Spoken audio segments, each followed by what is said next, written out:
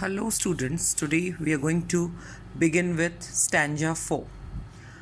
I shall be telling this with a shy, somewhere ages and ages hence. Two roads diverged in a wood, and I took the one less travelled by, and that has made all the difference. Already we have discussed the rhyming scheme of the poem. Here also the same A, B is followed. Shy, I and by is the rhyming word, and hence and difference is the rhyming word. These are the word meanings of the from the stanza. Sigh, to take a deep breath out of sorrow or regret. Hence, here in the future. In the first line, you can see that the line is starting with a future tense. I shall. Right? Here the speaker hopes to talk of the decision taken years later with a shy. The shy may be sad, happy, or reflective. Whatever it be, it would definitely have made a difference in his life. Right? And further, these line is a repetition of the first line. Two roads diverged in a wood, and I. These line has already been used in the first line of the poem. So this is the repetition from that place, with the exclusion of yellow and an inclusion of and I with a dash. The and I shows the speaker is hesitant of the future. The repetition helps to bring the poem to a close. The last two lines of the poem says that here the speaker confidently informs us about his decision. He had dared to talk the road that many feared or tread. This is an indication that the speaker was adventurous and of independent thought. However, that concluding line gives us a feeling that the choice he took, it has definitely made a significant impact on his life. If we conclude this paragraph, we can say that this is a very strong message for all the students that you should be wise and be careful while making choices out of the options that you have in your life, because your future depends on the choice that you make today. Now, if we are going to summarize this poem, it is one of the finest poem by Robert Frost. This poem has a deep meaning. It deals with the problem of making a right choice. Many times in our life, we face alternative choices. It is often difficult to decide which one to choose, but the decision we take influence our future. One morning, the poet was standing in a forest. It was autumn time. He reached a point where his path split into two roads. Now, he had to make a choice between the two roads. He stood undecided for a long time. Finally, he took the road on which a few people had traveled. He thought that he would travel upon the first path some other day, though he knew it well that it would not be possible for him to come back. He felt that his choice had made all the difference in his life. He knew that he had chosen a more challenging path.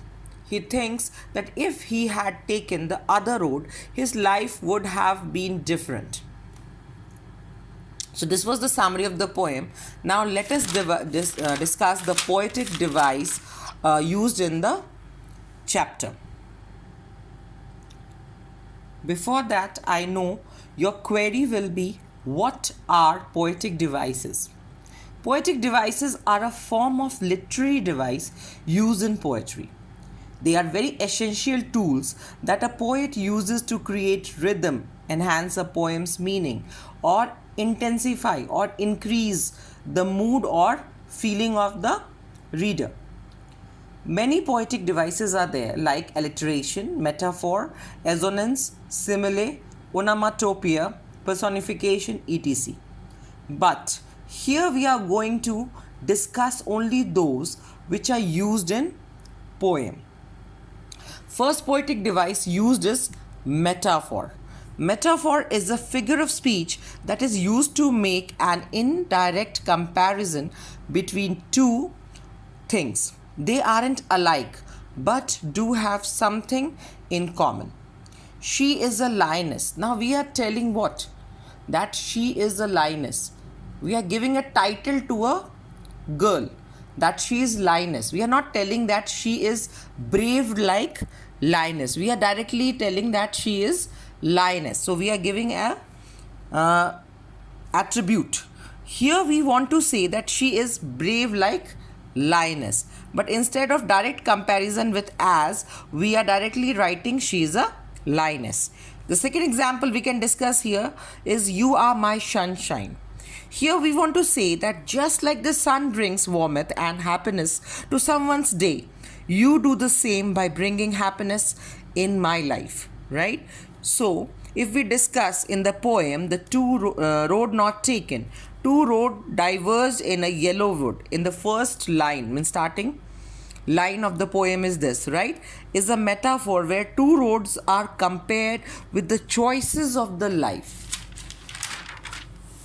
Second is alliteration. Alliteration is the repetition of usually initial sound in two or more neighboring words, like seven sisters, pitter patter, Peter Piper picked.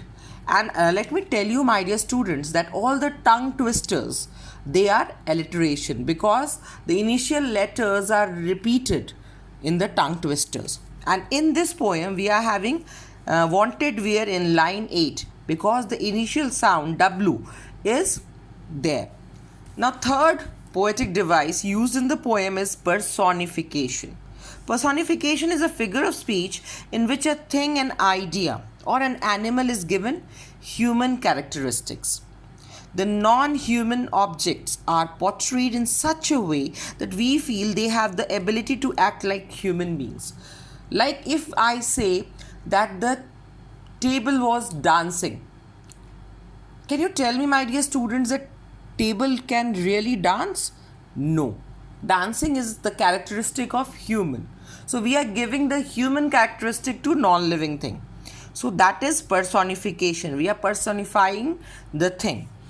This bottle is stubborn. It won't open. Now stubborn. Again, stubborn means we are stick to something. So this bottle is stubborn. The word or the personification is done by using the word stubborn here. The leaves danced their way through the lawn.